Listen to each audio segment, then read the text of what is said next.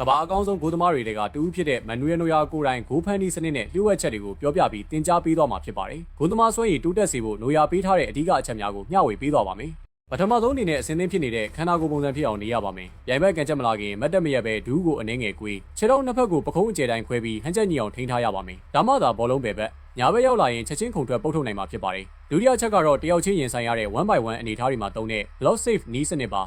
ပြိုင်ဘက်တိုက်စစ်မှုဘောလုံးနဲ့တူတိုးဝင်လာရင်အလော်တကြီးပုံစံပြတ်မလို့ရှာပဲခနာကိုတက်နိုင်သမျှကားပြီး area ကျကျပိတ်ဆို့ရပါမယ်။နိုယာရဲ့နာမည်ကျော် X block style တိုင်းလက်နဲ့ခြေထောက်ကိုအပြည့်ကားပြီးဂိုးပေါက်ကိုကာကွယ်ရမှာပါ။တတိယချက်ကတော့ sweeper keeper အခန်းကဏ္ဍပါ။နိုယာဂိုးစီးထဲမှာပဲရက်မနေပဲခင်းချင်းထားတဲ့ခန်းစစ်လိုင်းနောက်ကကွက်လက်တွေကိုအမြဲစောင့်ကြည့်ပါတယ်။ပြိုင်ဘက်ရဲ့မျောထိုးဘောလုံးတွေကို area ပြင်ပအထိတက်တိရှိရှိဖျက်ထုတ်နိုင်ဖို့ဆုံးဖြတ်ချက်မြန်ဆန်ရပါမယ်။စရုပ်ထအချက်ကတော့လက်စနစ်နဲ့တုံ့ပြန်မှုဖြစ်ပါတယ်။ဘောလုံးလာရလမ်းကြောင်းကိုမျက်ခြေမပြတ်စောင့်ကြည့်ပြီးလက်နှစ်ဘက်ကိုရင်ဘက်အနီးမှာအသင့်ပြင်ထားရပါမယ်။ဘောလုံးကိုဖမ်းယူရမှာ W shape လက်မနစ်ဖက်နီးကပ်စွာထားရှိခြင်းနီးစနစ်ကိုသုံးပြီးဘောလုံးချော်ထွက်မသွားအောင်တေချာထိန်းချုပ်ရပါမယ်။နောက်ဆုံးအချက်အနေနဲ့ခြေထောက်လှုပ်ရှားမှုလေ့ကျင့်သားပြေးဝမှုဖြစ်ပါတယ်။ဘိုးသမားတစ်ယောက်ဟာလက်စွမ်းထက်ယုံနေမကပဲဘောလုံးပေးပို့မှုနဲ့ခြေထောက်ပိုင်းမှာကောင်းမွန်နေရပါမယ်။ဒီအချက်တွေကိုပုံမှန်လေ့ကျင့်သွားမယ်ဆိုရင်တော့နိုယာလိုကမ္ဘာအဆင့်ဂိုးသမားတစ်ယောက်လိုယုံကြည်မှုရှိရှိကစားနိုင်မှာဖြစ်ပါတယ်